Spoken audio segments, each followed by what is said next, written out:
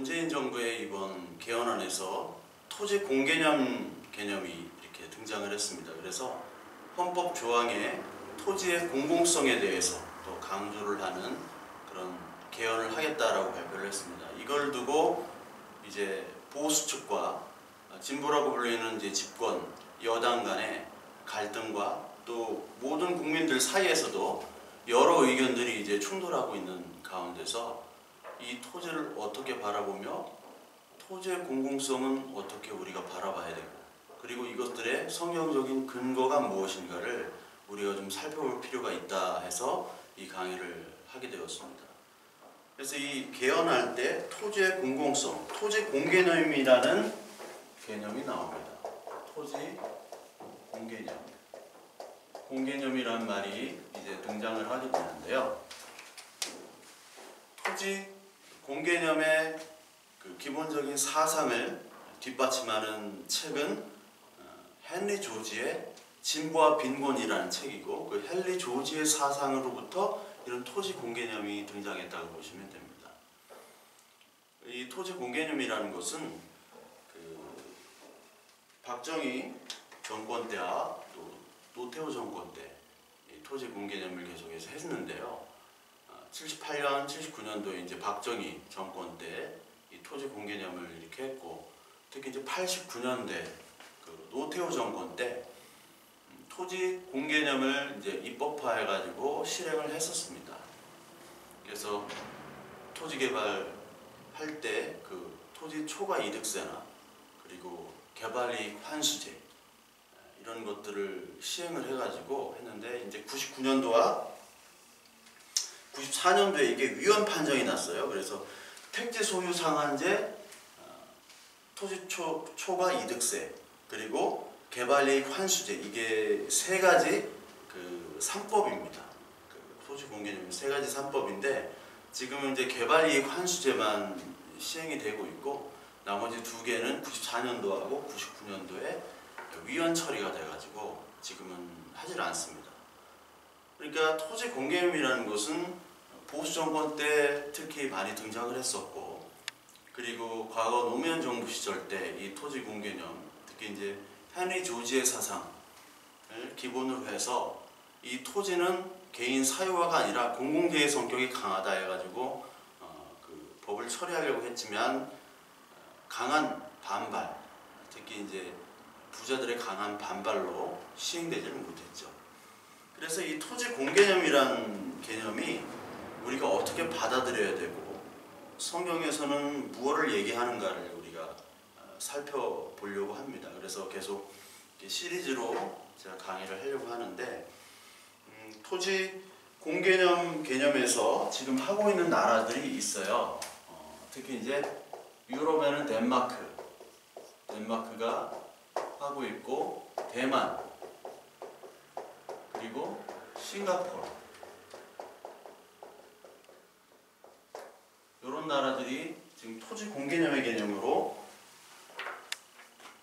그 토지와 부동산에 대한 법을 시행하고 있습니다. 우리가 서프라임 모기지 사태를 겪었고요. 그리고 그 10년 전에는 IMF 사태를 겪었습니다. 그때 이 겪은 나라들을 보면은 주로 이제 한국, 일본, 그리고 인도네시아, 태국 물론 뭐 서프라임 모기지는 미국에서도 많이 큰 타격을 입었지만 동남아 증시와 동남아 경제가 이제 완전히 무너지는 상태가 됐죠. 그게 어떻게 그렇게 무너졌냐면은 부동산 버블 사태와도 연관이 있는 겁니다. 그러니까 본질은 부동산이에요. 부동산, 토지와 부동산. 근데 이 토지와 부동산이 이 덴마크나 대만의 싱가포르는 대부분의 토지들이 다 국유화가 되어 있는 상태입니다. 그러니까 우리나라는 지금 토지의 국유화율이 30% 정도입니다. 그런데 OECD의 최하입니다. 근데 그 OECD의 평균은 40%가 넘습니다. 뭐 미국이나 캐나다도 반이 거의 국유지라고 보면 됩니다. 왜냐하면 그들 나라도 토지라는 것은 공공재의 성격이 강하다. 우리가 어떠한 물건을 만들고 생산하고 판매하는 것이 아니라 토지는 어떤 그런 생산성이 없기 때문에 그럼에도 불구하고 토지라는 것은 지금의 도시화와 많은 인구 과밀로 인하여 토지 지가가 상승하게 됐죠. 그 토지 기가의 상승으로 말미암아 발생하는 그런 이익들, 그리고 그것으로 말미암아 빈부격차가 심하게 생기는 것들에 대한 문제점. 그래서 이 토지를 공공성, 공공재로 취급해야 된다라는 사상이 깔려있는 상태에서 그런 입법들을 시행하고 있는 것이죠.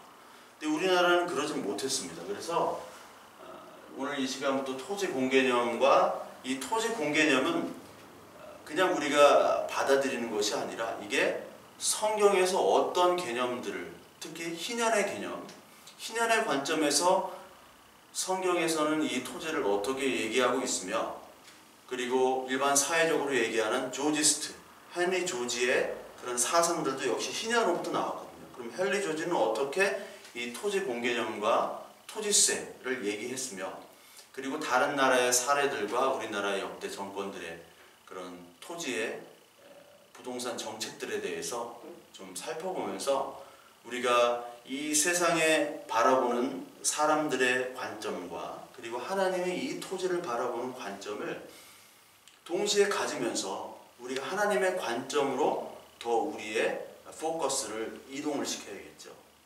그래서 이런 토지 공개념에 대해서 얘기를 하면 보수라고 하는 분들은 뭐 토지 공개념이 무슨 필요가 있느냐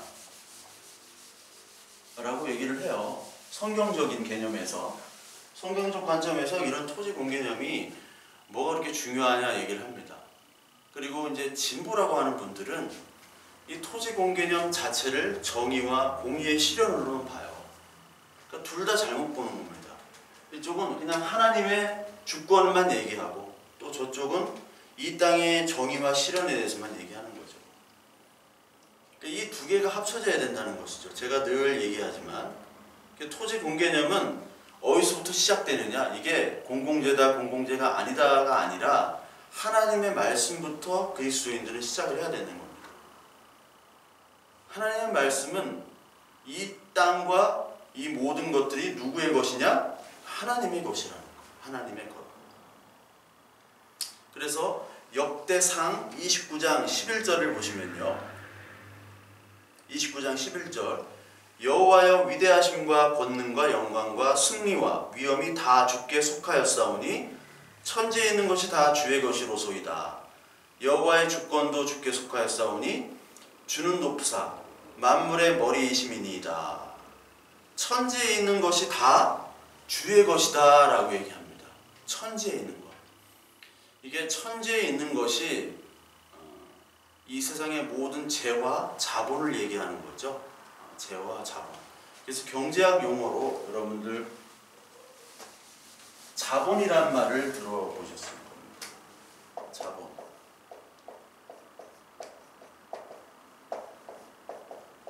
자본이란 말을 들어보셨을 거고, 또 재화라는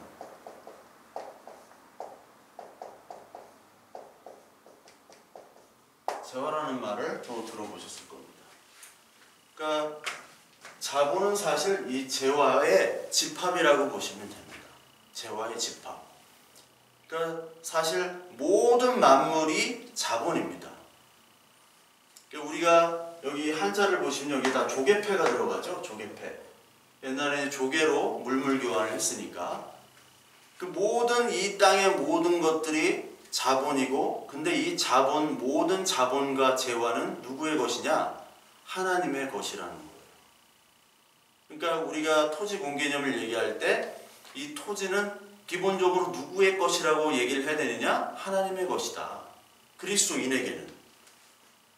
그렇다면 하나님의 것인 이 토지가 우리의 것이 아니기 때문에, 우리가 등기부등본에 내 걸로 돼 있다 하더라도 뭐 어떤 토지나 건물이, 이 모든 것들이 하나님의 개념이다. 왜냐하면 하나님이 만드셨으니까. 그리고 그 흙으로 우리를 빚으시고 우리는 흙으로 다시 돌아가는 존재이기 때문에 하나님의 이 흙을 가지고 빚으시고 만드시고 흙에다가 생기를 넣어주셔서 우리를 살리고 계시는데, 우리는 다시 흙으로 돌아간다는 이 하나님이 만드시고 하나님의 모든 것이라는 이 사상 자체가 우리 마음속 깊이 뿌리 깊게 담겨 있어야 된다는 거예요. 그것이 바로 어떻게 보면 신앙 고백이에요. 이 자본주의 사회의 신앙 고백은 내 주머니에 고백이 있어야 됩니다. 존 웨슬리도 그런 말을 했지만 내 주머니에 대한 고백, 이것이 이 자본주의 사회에서는 반드시 필요합니다. 내 주머니가 회개하지 않고서는 그 사람이 성령으로 회개했다고 거듭났다고 판단할 수 없다라고 그가 얘기했듯이 그 말에 저는 전적으로 동의를 합니다. 이 자본과 재화, 특히 이제 토지의 문제를 사실 아까 얘기한 헨리 조지의 그 진보와 빈곤이라는 책이 있습니다. Progress and Poverty라는 책이 있는데 그 책에서 이 마르크스주의자와 그리고 애덤 스미스로 시작하는 자유주의 경제 학자들이 뭐를 놓쳤느냐? 토지에 대한 중요성을 다 놓쳤다고 그가 비판을 해요. 근데 이게 1879년도에 만든 책인데 꽤 오래된 책이죠. 거의 120년이 넘은 130년인가요? 130년이 된 책인데, 그러니까 그 토지의 간과성을 얘기할 때 그 헨리 조지 얘기가 지금 이 시대의 상황에서도 적절하게 다 들어맞고 있어요. 그래서 우리나라에서는 이제 대구 캐톨릭 대학에서 이 헨리 조지를 많이 연구했고요. 개신교 쪽으로 이렇게 많이 넘어갔는데 이 개신교 분들은 이런 거에 관심이 없습니다. 제가 이제 신학대학원 다닐 때도 이건 땅에 대한 세상, 그때가 이제 15년, 13, 14년 전, 13, 14년 전에도 이 땅에 대한 사상과 그리고 이 헨리 조지의 그 진보와 빈곤에 대해서 어떤 세미나가 있었어요. 근데 거의 안 옵니다. 다 어디 세미나로 가느냐? 교회가 몇 명 부흥했다, 그리고 어떤 교회 청년부가 어떻게 됐다, 이런 걸로만 다 가요. 그래서 저는 이제 그 땅 쪽으로 갔는데 세미나 듣는 사람이 손에 꼽았습니다. 아예 거의 없었어요. 근데 그 강의를 준비해가지고 이렇게 오신 분이 굉장히 좋은 강의를 해주셨는데도 불구하고 이 가지고 있는 사상이 어떻게 하면 교인들을 늘려가지고 어떻게 하면 교인들을 많이 모으고 이 재산을 증식하는가, 교회 재산, 그런 종교적인 판단에만 이 신학생들이 머물러 있다는 것에 저는 좀 놀라기도 하고 안타깝기도 하고, 참 왜 그렇게 될 수밖에 없는가. 그래서 우리가 지금이라도 이 토지 공개념 개념이 이 개헌안으로도 나왔기 때문에 여기서 이 개헌안으로 나오고 토지와 경제에 대한 성경적인 입장을 우리가 바라봐야 됩니다. 바로 바라봐야 되는 거죠. 그러기 위해서는 우리는 성경을 알아야 되고 동시에 이러한 바깥의 세상적인 학문까지도 우리는 섭렵을 해야 된다. 그래서 세상의 모든 학문들을 다 하나님의 나라의 관점으로 우리는 통일을 시키는, 다 통일할 수는 없습니다. 성경이 모든 것을 담지 않았기 때문에. 토지가 이렇게 할 때는 뭘 해라, 어떻게 세금을 어떻게 내라, 이런 얘기는 없잖아요. 그러니까 성경 전체에 나와 있는 것들을 가지고 우리가 이 세상 자본주의 사회에서 살아갈 수 있는 하나의 지침을 우리가 이 성경적인 근거를 가지고 우리가 하나하나씩 해나가야 되는 게 그리스도인의 임무입니다. 하나의 임무죠. 그래서 오늘은 이 첫 시간이니까 희년에 대해서, 성경에 대해서 좀 많이 바라볼 겁니다. 희년이란 제도가 있는데, 희년이란 제도는 레위기 25장에 나와 있는 얘기입니다. 레위기 25장에 보면요, 희년 제도가 나와 있어요. 여러분들이 아시다시피 희년은 50주년, 7안식일을 7번 계산하는 거죠. 25장 8절에 보면. 그래서 49년이 되는 거죠. 그리고 7째 달 열흘날은 속죄일이니 너는 뿔나팔 소리를 내되 전국에서 뿔나팔을 크게 불지며, 이렇게 나오죠. 그래서 이 50년째 되는 해는 너희는 파종하지도 말고 스스로 난 것을 거두지 말고 가꾸지 아니하는 포도주를 거두지 말라. 이는 희년이 너희에게 거룩함이니라. 너희는 밭의 소출을 먹으리라. 이 희년의 정신, 그 희년 50주년에는 자신이 가지고 있던 그 원래 땅 주인에게 그 주인을 그 땅을 다 돌려주는 게 바로 희년입니다. 이때 희년 때 숫양 나팔을 불게 되죠. 숫양 나팔을 분다는 것은 하나님의 인재입니다. 나팔은 심판이기도 하고 하나님이 오심이기도 하고 자유와 해방을 선포하는 게 희년인데, 예수 그리스도께서 오심으로 말미암아 자유와 해방이 되는 것이잖아요. 그래서 숫양 나팔을 이 50년째 되는 해에 불면 이 땅에서 해방이 되는 겁니다. 내가 이 가난해져 가지고 땅을 팔아 가지고 내가 빌어먹고 살았는데 50년째 해가 되면은 내가 원래 소유했던 땅을 다시 되돌려받는 거예요. 예수 그리스도, 아니 하나님께서 그 가나안 땅을 그 12지파에게 줬지 않습니까? 땅을 주신 거예요. 땅을 주셨기 때문에 땅을 가진 것과 땅을 가지지 못한 자의 차이가 뭡니까? 땅과 땅을 가지지 못한 자. 애굽에서는 땅이 있었습니까? 없었습니까? 땅이 없었습니다. 땅이 없었어요. 근데 가나안 땅에 땅이 있었죠. 땅이 없었을 때는 노예였습니다. 근데 땅이 있었을 때는 이게 바로 주인이에요. 자녀입니다. 이 땅이 하나님의 땅인데 이 땅을 가지고 있다는 건 하나님의 주인이자 자녀이자 상속자라는 거죠. 그래서 성경에서는 이 땅과 상속자, 자녀, 종, 노예의 비유가 계속 나오고 이 단어를 계속 쓰고 있습니다. 그러니까 땅을 가진 자와 땅을 가지지 못한 자는 주인으로 사느냐, 주인으로 살지 못하느냐. 자본주의에서도 똑같죠. 자본주의에서도 땅을 가진 자와 땅을 가지지 못한 자. 그래서 인류의 역사는 토지 소유에 대한 갈등과 분쟁의 역사입니다. 식민지 쟁탈전을 그렇게 하면서 땅을 다 차지했잖아요.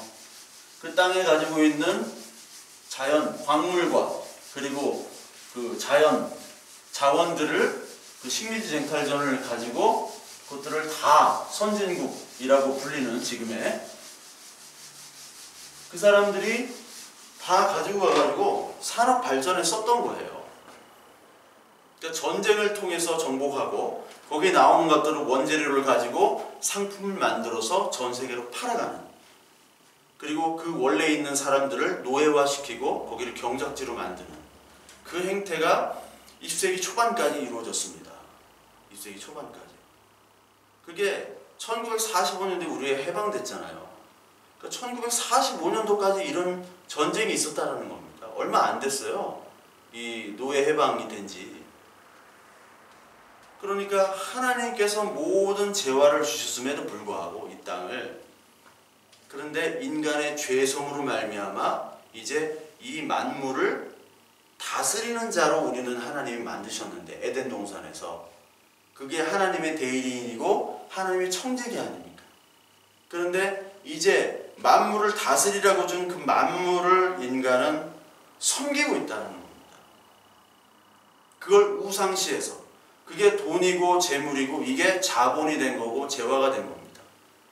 자본과 재화의 주인은 하나님임에도 불구하고 하나님께서는 너는 청지기로 그것들을 관리하고 그것들을 잘 하나님의 뜻에 따라 관리하고 보존하라는 것을 이 인간의 죄성으로 말미암아 그것들을 소유하고 개발해서 이익을 내고 착취를 하고 누구는 노예, 누구는 주인이 되는 그런 역사로 계속 이루어졌다는 거죠. 그래서 이 땅을 가지고 진보, 보수가 나눠지죠. 그러니까 이 땅이 공공재냐 공공재가 아니냐. 이 보수는 이게 개인 사유재산이다. 사유재산이라고 얘기하는 거고, 이거는 진보는 공공재라고 얘기하는 겁니다. 특히 이 공산주의자들은 이 땅을 몰수했죠. 다 몰수해가지고 다시 분배를 했습니다. 그 그게 공산주의예요. 근데 헨리 조지는 그건 아니라고 그랬어요. 그렇게 하지 말라고 그랬어요. 그건 아니고 불로소득에 의한 재산을 얘기했습니다. 불로소득에 의한 재산. 그것들은 다 환수해야 된다. 그리고 다른 세금들 있죠. 우리가 내는 세금들.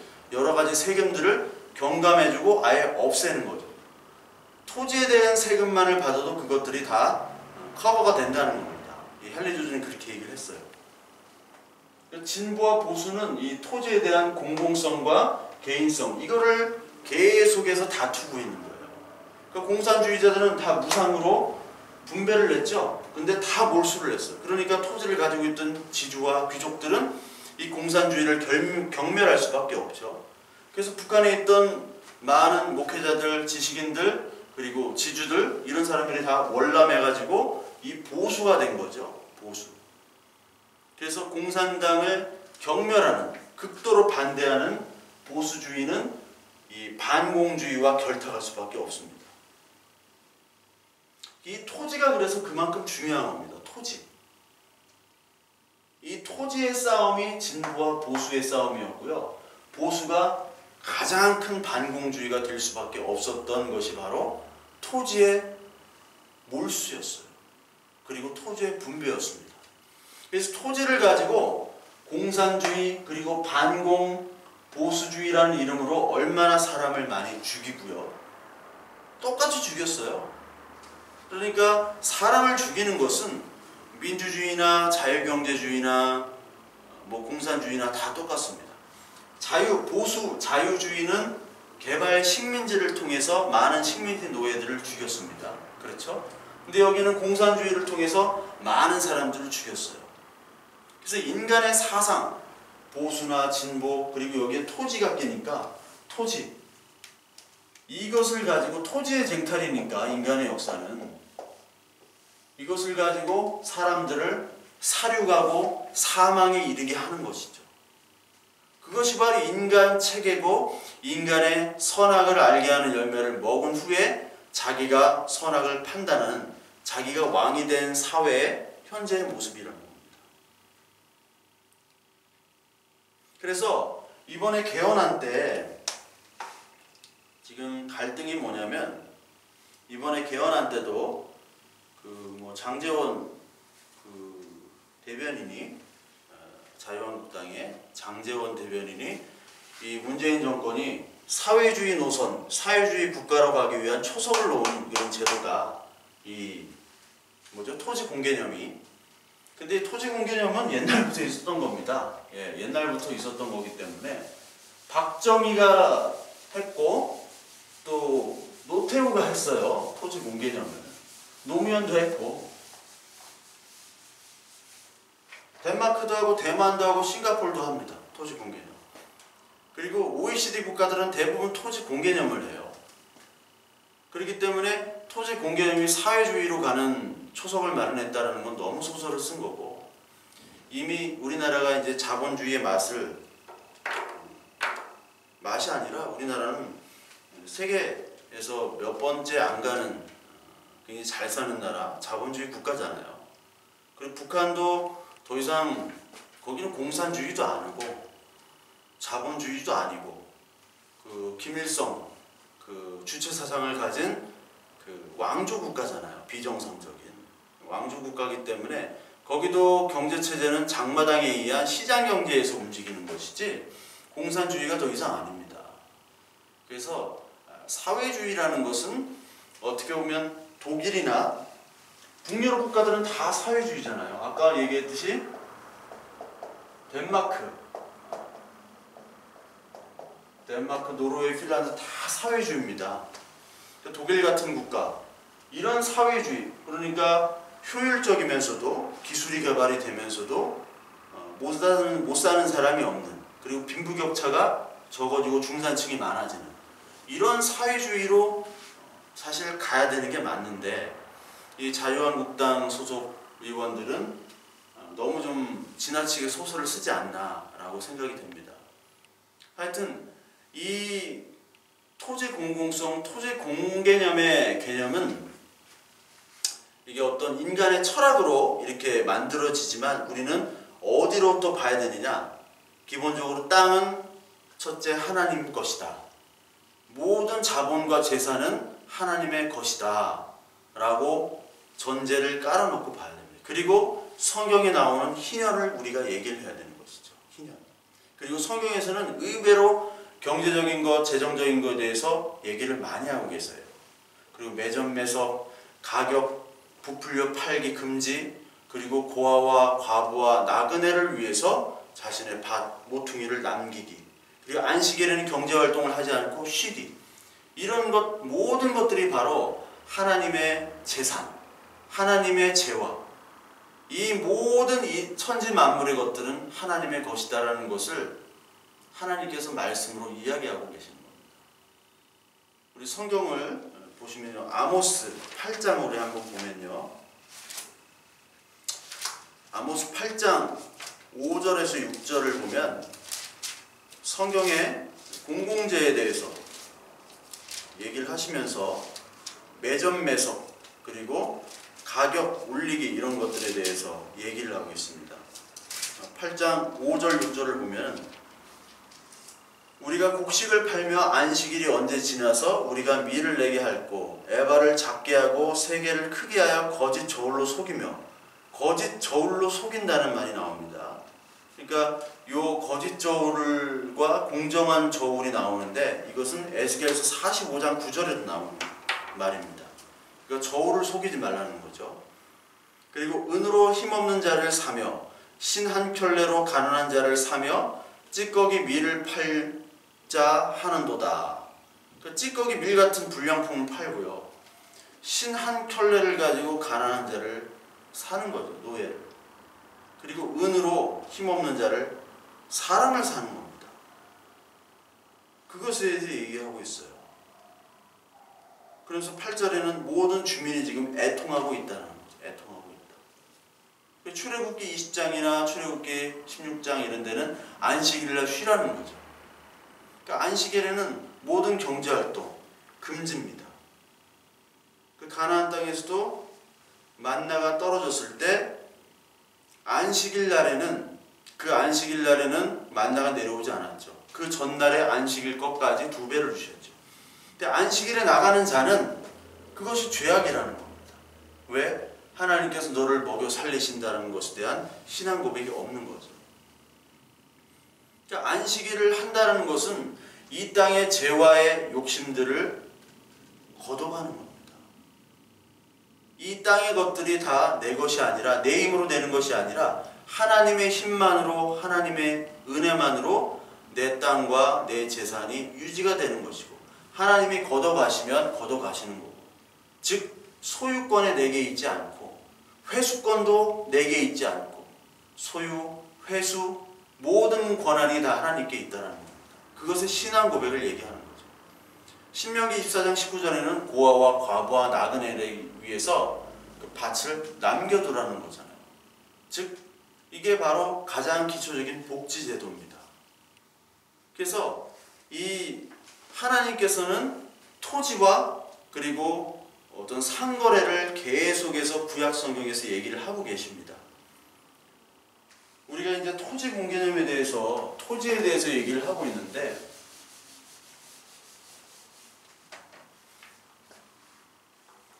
땅이라는 신학의 개념이 있습니다. 땅의 신학적 의미를 봐야 되는데, 신학적 의미에 이 땅은 우리가 이제 창세기 12장에 보면 그 갈대아 우르를 떠나서 이제 가나안 땅으로 가라라고 얘기를 하죠. 근데 가나안 땅에 내가 너에 위해서, 아브라함 너를 위해서 내가 약속해 둔 땅이 있다라고 해서 땅으로 가라고 그래요. 근데 약속해 둔 땅이 어딘지를 어떻게 합니까? 그리고 갈대아 우르, 저 이라크 해안, 그 남부 해안에서부터 그 가나안 땅으로 오라는데, 지금이야 지도가 딱 보지만 그때 무슨 지도가 있고 어떻게 갈 수가 있어요? 그냥 걸어가는데 거기가 어딘지도 모르고 하나님의 인도로 가는 거죠. 즉 땅이 없는, 원래 내가 가지고 있는 소유가 있는 그 땅에서 전혀 알지 못하는 하나님의 언약만을 믿고 간다는 것은 이건 있을 수 없는 얘기입니다. 근데 하나님께서는 분명히 땅을 주신다고 했어요. 가나안 땅으로 가라. 결국 가나안 땅으로 왔죠. 그리고 이 땅이 나중에 이제 출애굽 후에 가나안 땅에 12지파가 정착을 하게 됩니다. 그러니까 아까도 얘기했지만 땅이 없는 그 출애굽 전에 애굽에서 살 때 그 노예들은 땅이 없었지만 이제 땅이 생긴 주인으로 살아가는 겁니다. 땅이 있는 것과 없는 것은 하늘과 땅 차이죠.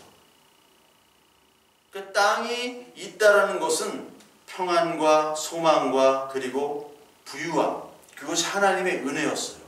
근데 하나님의 은혜의 그 땅은 너희들의 노력으로 된 땅이 아니라 내가 허락한 땅이다. 내가 만들어 놓은 땅이다. 왜? 이 모든 만물이 나의 것이기 때문에.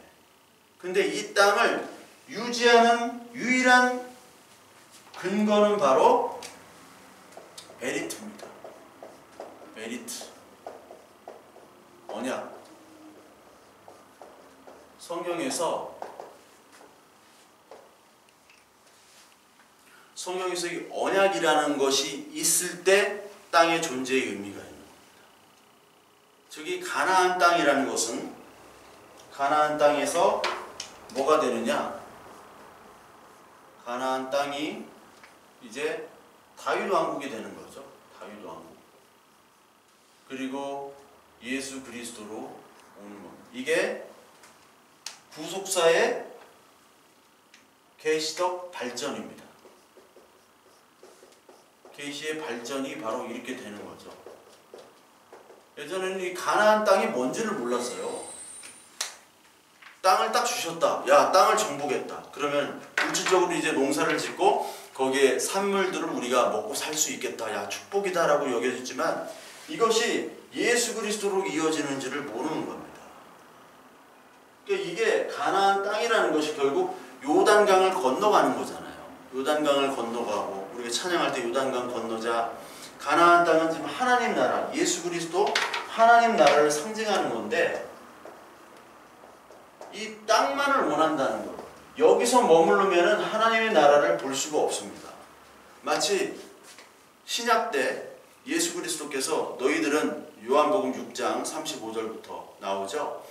너희들 나를 따르는 이유는 빵을 먹고 배불러서 따르지. 근데 진짜 너희들은 뭐를 봐야 되느냐? 너희들이 할 일은 뭐냐? 하나님께서 보내신 나를 믿는 것이 너의 행하는 일이고 해야 될 일이다. 즉 믿는 것, 하나님의 나라와 예수 그리스도를 바라보라는 거예요. 땅과 빵과 물을 주지만 이 땅과 빵과 물은 다 예수 그리스도를 상징하잖아요. 나의 빵, 나의 떡, 이게 나의 살이다. 나의 피를 마셔라. 이것이 포도주 먹을 때, 그 성찬식 할 때 포도주를 마시면서 같이 제자들과 그 만찬을 즐길 때 나의 피를 마시는 것이다. 물, 생수의 강, 반석에서 물이 그 다툼의 물에서 나올 때 바로 예수 그리스도. 이것이 다 예수 그리스도와 하나님의 나라를 상징하는 겁니다. 즉 가나안 땅을 주셨다는 것은 하나님의 나라를 가기 위한 거예요. 그 상징으로 보는 겁니다. 세메이온입니다. 사인이에요. 여기서 머무르면 안 되는 거죠. 여기서 머무르는 사람들을 종교인이라고 하는 겁니다. 바리새인입니다. 여기에 머무르는 사람들. 자본주의자. 자본을 가지고 자랑하고 그것이 하나님의 은혜다. 여러분 예수 그리스도를 이렇게 잘 믿으면 나처럼 부자가 됩니다. 아멘. 여기까지 머무르는 사람은 가나안이에요. 여기까지 끝나는 거예요. 이쪽으로 오질 않습니다. 근데 이 땅과 재산과 다 주셨지만 이것은 내 것이 아닙니다. 하나님을 믿으라고 하나님을 알기 위한 하나의 도구입니다. 라고 고백할 때 바로 하나님의 나라가 되는 거죠. 이명박 씨가 여기에 있는 거야 아직까지. 간증하러 다니면서 어머니의 기도로 내가 부자가 됐습니다. 예수 믿으니까 이렇게 장로도 되고 부자도 되고 하나님의 덕입니다. 하고 끝난 거예요. 내가 죄인입니다. 내가 잘못 회개합니다. 내 재산 다 내놓습니다. 하면 이렇게 가는 거죠. 아직까지 안 그러니까 여기에 머물러 있는 겁니다. 이분은. 그 땅이라는 거는 언약이 있을 때 땅의 의미가 있는 거예요. 예수 그리스도와 하나님의 나라까지 가는 언약이 있을 때만 땅의 의미가 있습니다. 만약에 이 언약 백성이 아니면 이 땅은 바로 회수가 되는 겁니다. 그래서 이 가나안 땅이 상실이 되잖아요. 아수르가 북이스라엘을 빼앗고 바벨론 이 남유다를 빼앗습니다. 그게 BC 722년과 586년도예요. 그래서 이 이스라엘 땅이 다 누구의 땅이 되냐? 바벨론 땅이 되고요. 나중에 페르시아 땅이 되잖아요. 왜 하나님께서는 이 땅을 없애셨습니까? 너희들은 이제 언약에 충실하지 않았기 때문에 이 땅을 없애는 거다라고 얘기를 하십니다. 이게 예레미야서에 계속 나옵니다. 예레미야서. 왜냐하면 너희들이 왜 이 땅을 빼앗기느냐? 안식을 지키지 않았다고 그랬어요. 70년간 황폐화를 만들었다고 그랬어요. 황폐화. 안식일을 지키지 않았기 때문에 70년간의 후에 이제 다시 돌아오게 하겠다. 다시 돌아오게 하겠다. 이 70년 동안은 너희들이 이 땅을 쉬게 해야 된다. 왜? 안식일을 지키지 않았으니까. 즉 하나님의 뜻에 따라 이 땅을 지키고 이 땅을 경작하고 이 땅에서 하나님의 말씀대로 살지 않았기 때문에 이 땅을 빼앗아 버리는 겁니다. 예레미야 25장에 보면은 이 땅을 사죠. 그 쓸모없는 땅을 삽니다. 왜 사느냐면은 예레미야는 이 땅이 가치가 없는 땅이지만 하나님의 땅인 줄 알았어요. 그래서 쓸모없는 땅이지만 삽니다. 25장 그 8절부터 9절에 보면 보라 내가 북쪽 모든 종족과 내 종 바벨론 왕 느부갓네살을 불러다가 이 땅과 그 주민과 사방 모든 나라를 쳐서 진멸하여 그들을 놀램과 비웃음거리가 되게 하며 땅으로 영원한 폐허가 되게 할 것이라 여호와의 말씀이니라. 그러니까 이 예레미야는 하나님이 이 땅들을 자기가 하나님께서 주신 이 땅을 바벨론 국가들에게 바벨론에게 다 이제 없애고 빼앗긴다라는 것을 이제 얘기를 하셨어요. 왜냐하면 이 언약이 파기됐기 때문에. 근데 예레미야가 나중에 땅을 사죠. 못 쓰는 땅, 이스라엘에 있는 폐허가 된 땅을 사라고 합니다. 전 재산을 해가지고 하나님이 사라고 해요. 왜 사라고 하냐면 그 황폐한 땅이지만 이 땅은 하나님이 주신 땅이기 때문에 사라는 거예요. 황폐했지만 70년 후에는 다시 귀환되는 땅이다. 즉 이 땅의 주인은 나며 언약은 불변하는 거죠. 언약은 불변하는 겁니다. 불변하는 언약. 땅은 죄가 없고 땅은 변하지 않습니다. 하나님이 주인이기 때문에. 그래서 아무도 이 땅은 사지 않아요. 많은 사람들이. 이 쓸모없는 땅을 누가 삽니까? 그런데 예레미야에게는 사라고 합니다. 왜? 경제적 가치는 없지만 이 땅은 하나님의 언약의 땅이기 때문에. 신약 성경에서 밭을 사라고 하잖아요. 보배에. 밭을 사라. 그 밭에 보화가 있으니까 전 재산을 해가지고 밭을 사라. 그런데 밭을 사는 사람이 없어요. 왜? 그 밭이 그 밭 안에 보화가 있는 줄 아무도 모르기 때문에. 땅을 사라. 예레미야에게 땅을 사라 하는데 아무도 예레미야 말고는 살 사람이 없습니다. 왜? 경제적 가치가 없기 때문에. 그러나 그 밭을 사는 것이 바로 하나님의 언약과 예수 그리스도를 사는 것을 상징하고 있는 거예요. 그러니까 이 땅은 예수 그리스도와 언약을 상징하는 겁니다. 그래서 계속해서 땅을 사는 것이고 땅을 얘기하고 있어요. 그러니까 땅을 가진다는 것, 이거는 우리가 볼 때 하나님께서 주시는 은혜와 언약에 그리고 예수 그리스도를 표상하는 것이 바로 땅입니다. 그래서 이 땅을 사주는 사람이 있죠. 가장 가까운 친척 중에 이 땅을 사줘야 되는 순서가 나오죠. 그거를 이제 고엘제도, 계대제도라고 합니다. 계대제도.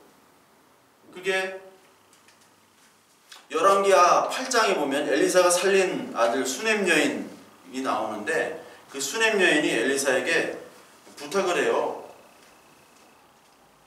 자기 원래 땅을 돌려달라고. 이렇게 부탁을 하는 장면이 나오고, 뭐 잘 아시는 룻기 4장 7절부터 9절까지 보면은 보아스가 그 나오미의 땅을 되돌려 주게 되죠. 그 나오미 원래 땅을 사가지고 되돌려 주는 장면이 나옵니다. 이게 룻기 4장 7절부터 9절인데, 이게 고엘 제도가 전형적인 고엘 제도가 나오잖아요. 그래서 그 모든 그 백성에게 이르되 내가 엘레멜렉과 기럐과 말론에게 있던 모든 것을 나오미의 손에서 산 일을 너희가 오늘 증인이 되었다 라고 하면서 이 증인까지 세웁니다. 이 땅을 사게 한 것에 대한 증인. 즉 보아스가 룻과 결혼해가지고 이제 오벳을 낳죠. 오벳을 이제 딱 낳는데, 이 오벳에서 이세로 가고 이세에서 다윗이 태어나잖아요. 그러니까 그렇게 태어났는데 그것까지는 좋은데 왜 또 땅을 사가지고 돌려주느냐? 바로 땅이 여기 나온 것처럼 언약이기 때문에 그런 거예요. 언약. 이 땅을 그냥 줘가지고 야, 이 땅이 가치가 있으니까 이걸로 잘 먹고 잘 살아. 이 건물이 가치가 있으니까 잘 먹고 잘 살아. 건물주가 돼. 땅 부자가 돼. 하는 게 아니라 이 땅의 원래의 주인은 하나님이야. 그리고 하나님께서 이 땅을 너희에게, 너희 조상들 때 12지파에게 무상으로 공급을 해주셨어. 그렇다면 이거는 땅의 의미가 아니라 하나님의 은혜와 하나님의 사랑과 하나님에 대한 신앙, 모든 것들이 담겨 있고, 이것이 바로 계시의 발전사로 이어져서 예수 그리스도를 얘기하는 거야 라는 걸 우리가 봐야 되는 거죠. 그래서 이 룻은, 보아스는 이 땅이 필요했던 거예요. 다른 땅이 아니에요. 다른 땅은 더 가치 있는 땅이 있을 거예요. 경제적으로 따지자면 나오미의 원래의 땅이 아니라 다른 좋은 땅이 있었을 수 있습니다. 그런데 나오미가 원래 가지고 있던 땅을 산다는 것은 하나님의 언약을 잊지 않겠다라는 겁니다. 그 땅의 중요성이에요. 땅. 그래서 희년과 이 땅은 절대로 불가분의 관계가 있습니다. 불가분의 관계. 그러니까 희년과 안식년법을 지키면은 하나님이 빼앗지 않았어요. 바벨론을 쳐들어오게 해가지고 이스라엘 땅을 빼앗지 않았습니다. 그런데 이 땅을 가지고 가난한 자들을 짓밟고 누구는 주인이 되고 노예가 돼서 하나님이 주인임에도 불구하고 자기가 하나님의 행세를 했던 많은 사람들을 하나님은 꾸짖었던 겁니다. 이게 아모스서에 많이 나옵니다. 아모스서는 이제 정의에 대해서 많이 얘기를 하니까 아모스서 5장을 보면 5장 11절부터 보면요. 너희가 힘없는 자를 밟고 그에게서 미래 부당한 세를 거두었은즉 너희가 비록 다듬은 돌로 집을 건축하였으나 거기 거주하지 못할 것이요 아름다운 포도원을 가꾸었으나 그 포도주를 마시지 못하리라. 너희의 허물이 많고 죄악의 무거움을 내가 아노라. 너희는 의인을 학대하며 뇌물을 받고 성문에서 가난한 자를 억울하게 하는 자로다. 이렇게 얘기를 하셨습니다. 그리고 그 아모스 4장에 또 보면 사마리아의 산에 있는 바산의 암소들아 이 말을 들으라. 너희는 힘없는 자를 학대하며 가난한 자를 압제하며 가장에게 이르기를 술을 가져다가 우리로 마시게 하는 자로다. 이렇게 얘기를 하고, 또 아모스 5장 호세아서에 또 나옵니다. 호세아서 2장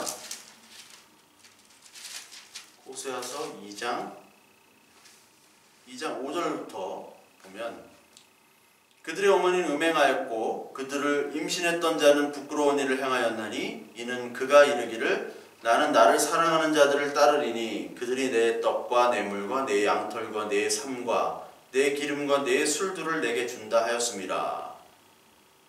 이렇게 얘기하고, 그리고 9절까지 쭉 이제 너희들의 죄악들에 대해서 계속해서 이제 얘기를 하고 계십니다. 그리고 호세아서 4장에서도 오직 저주와 속임과 살인과 도둑과 가는 분이요 포악하여 피를 뒤이음이라. 이러므로 이 땅이 슬퍼하며 거기 사는 자와 들짐승과 공중에 나는 새가 다 쇠잔할 것이요 바다의 고기도 없어지리라. 이렇게 하나님께서 이야기를 하고 계시는 겁니다. 특히 이사야서 5장 8절에 보면은 이 토지에 대한 것, 그리고 가진 자들이 더 많이 집과 그리고 그 땅을 넓히는 것에 대한 경고를 하고 계세요. 이사야서 5장 8절. 이사야서 5장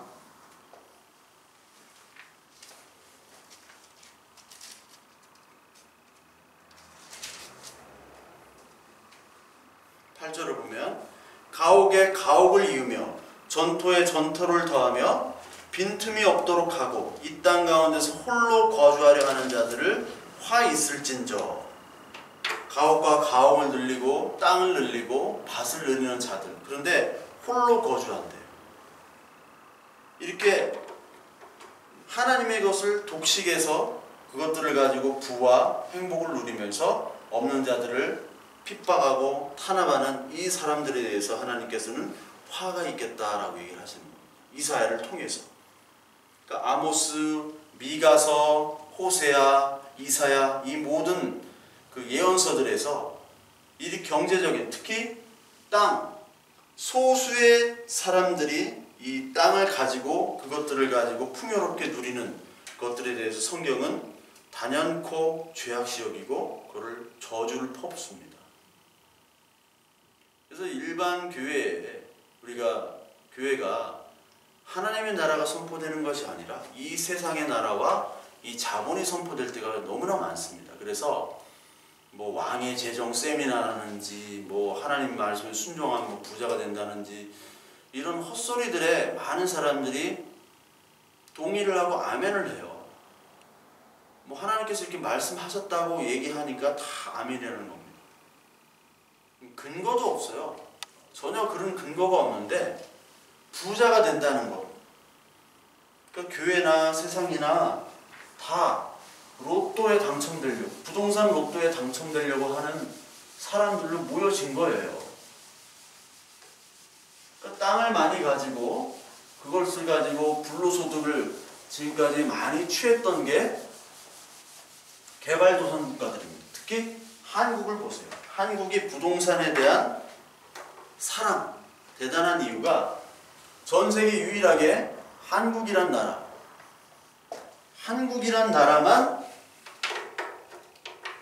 선진국이 됐습니다. 선진국. 개발도상국에서 지금 뭐 문화는 선진국이 아니에요. 근데 먹고 사는 거나 경제는 선진국입니다. 언제까지 갈지는 모르겠지만 지금은 7손가락 안에 드는 나라가 됐어요. 우리나라가. 뭐 GDP로 따지면 영국보다는 못하지만 영국보다가 우리나라가 훨씬 더 많은 기술들을 가지고 있습니다. 근데 이 한국이 뭐를 가지고 이 선진국이 많이 됐지만 특히 가장 가격이 많이 오른 게 토지, 지가예요. 지가. 강남 불패. 그러니까 집을 사고 많이 사두면 그것이 저절로 올라갑니다. 그래서 이번에 뭐 무슨 청약인가 어디 재개발 청약 강남에 있었잖아요. DH 뭐 뭔가 하여튼 거기에 11억 원 현금이 11억 원이 있어야지 이제 저기가 되는데 거기에 참여할 수 있는데 만 19살짜리가 몇 명 당첨됐대요. 만 19살짜리가. 이 사람이 11억이 있는 거예요. 11억 현금이. 아버지 재산, 엄마 재산이. 그걸 가지고 했더니 당첨이 된 거예요. 그러니까 이 피를 봐줘가지고 더 올라가는 거죠. 당첨이 되면. 그것만 팔아도 얼마나 큰 불로소득이 생깁니까?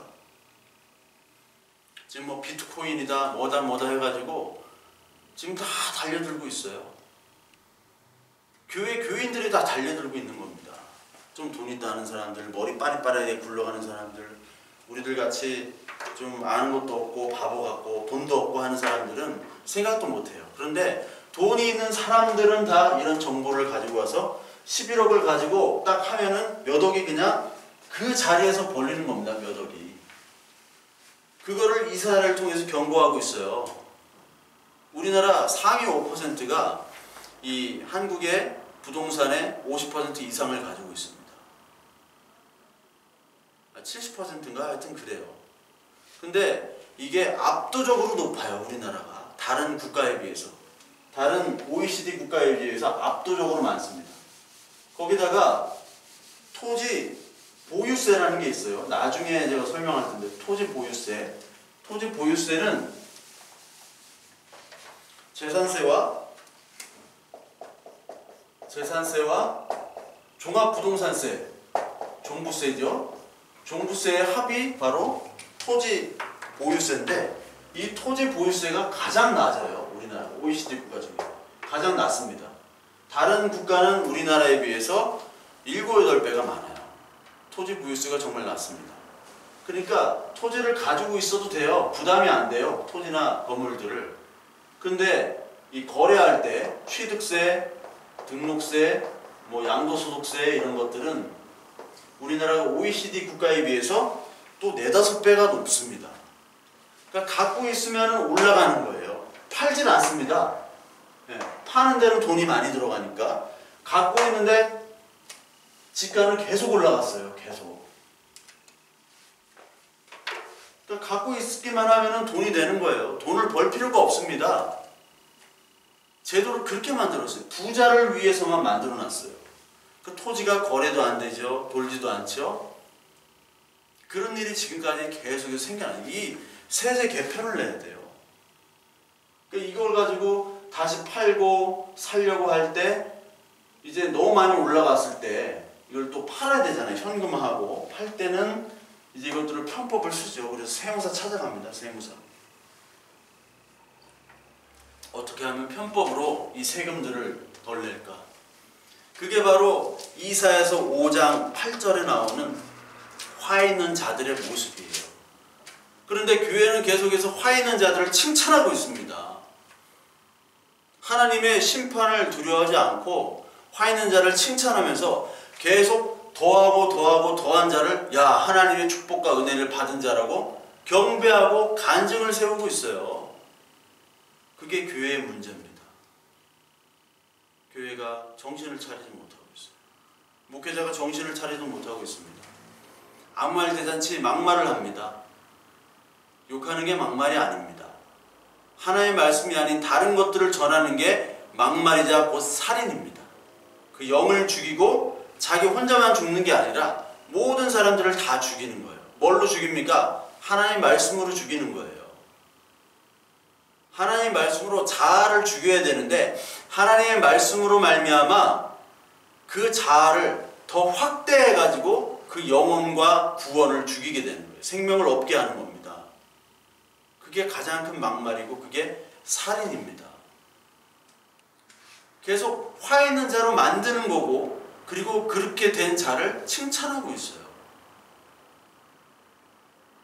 이게 한국의 교회와 그리고 이 부자들의 특히 한국이 심각합니다. 이게. 왜냐하면 교회가 어떻게 돈이 그렇게 벌렸냐? 교회가 이렇게 커진 이유는 부동산을 사놨기 때문에 그래요. 강남에다 70년대, 80년대 초반에 일찌감치 부동산을 사놓은 교회는 다 크고 다 성공했습니다. 강남에 있는 모 교회 가치가 1조 원이 넘었어요. 1조 5천억 원입니다. 교회 가치가. 그 땅하고 뭐 기도원이랑 뭐 하면은 1조 5천억 원이에요. 강남 한복판에 있기 때문에. 쌀 때 크게 사줬어요. 그러니까 그 교회는요, 장로교 합동 측에서 뭐 모교회라고 할 정도로 그렇게 대표적인 교회인데 지금 교회가 다 떨어져 나가고요. 뭐 세습한다고 해가지고 세습했더니 뭐 그 아버지 목사님 돌아가셨지만 뭐 장난이 아닙니다. 지금 교인들도 없고 뭐 대통령도 그 교회 다녔고 그랬지만 그런 문제들이 다 하나님의 말씀과 이 경제와 토지와 이런 것들이 하나님의 말씀 안에서 이것들을 해석하고 적용하지 못했던 문제들이에요. 무조건 주면은 이게 다 하나님의 은혜인 줄 알고 그것들을 먹고 마시며 축복으로만 여겼다는 거죠. 그래서 우리는 하나님의 말씀을 가지고 토지에 대한 개념, 경제에 대한 개념, 그리고 이 세상의 모든 가치관들을 하나님의 말씀과 하나님의 포커스를 가지고 업사이드 다운 시켜야 돼요. 다 바꿔야 됩니다. 이게 메타노이하고 이게 회개라고 늘 말씀을 드렸습니다. 그래서 다음 시간에는 Progress and Poverty, 이 할리 조지의 사상에 대해서 할리 조지에 대해서 진보와 빈곤에 대해서 다음 시간에는 강의를 드리도록 하겠습니다.